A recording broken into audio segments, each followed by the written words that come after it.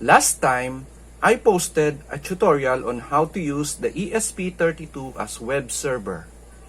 The ESP32 is configured as Wi-Fi Station mode, which means we need an access point like a router in order for us to communicate with the ESP32. In this tutorial, we will directly connect to ESP32 by configuring it as access point, which means our ESP32 will broadcast its own SSID where we can connect similar to our Wi-Fi router. The limitation is it can only let 1 to 4 clients to connect simultaneously, which is more than enough for IoT projects. I will just reuse the source code from the previous tutorial and I will just modify it to work as access point. Now, let us try to connect to our ESP32 web server, which is configured as access point. First, I will press the reset button for us to be able to start with clear start. So now, the ESP32 sends Wi-Fi AP is now running. So the IP address is this one. So first, let us connect to our access point, which is this one, ESP32-EP-web server. I am currently connected to my Wi-Fi router, so we will connect here.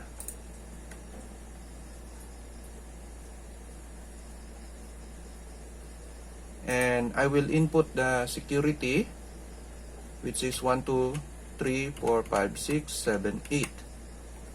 Next. Verifying and no internet, yeah. But then after that, we can input this IP address to connect to our web server. 192.168.4.1 and enter. Now, as you can see, our web server is displayed. So I can turn on the blue LED,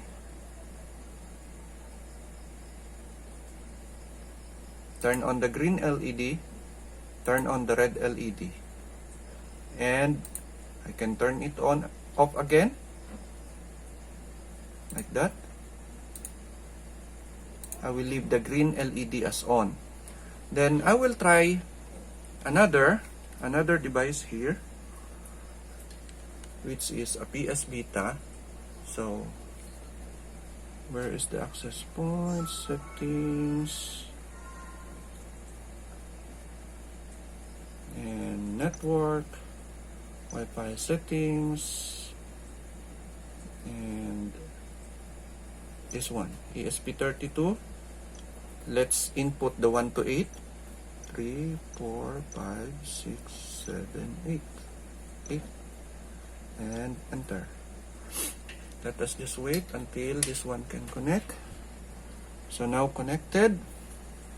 Then I will open a browser. A browser should be here. Then let's input the IP address, which is 192.168.4.1. Enter. And as you can see, green LED is on. So I can turn on the red LED also, turn on the blue LED, and so on.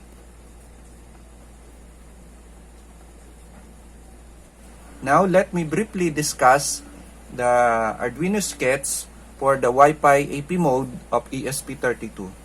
So it's basically the same as the previous source code or Arduino sketch, which is almost the same. We only modify the following. This one, because this one is the SSID and password for the ESP32 access point. So this is the SSID that the ESP32 will broadcast. And this is the password we need to use to access the access point or our web server. We change the settings here, the configuration, and we initialize the Wi-Fi of the ESP32 using extern soft AP function, which accepts an argument of SSID and password. So all the other are all the same from here down to bottom.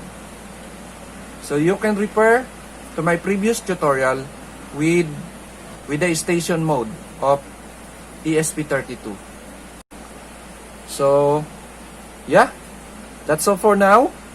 If you have questions regarding this, please let me know by writing it in the comment box. Give me thumbs up, share and subscribe. Thank you and see you in the next video. Bye!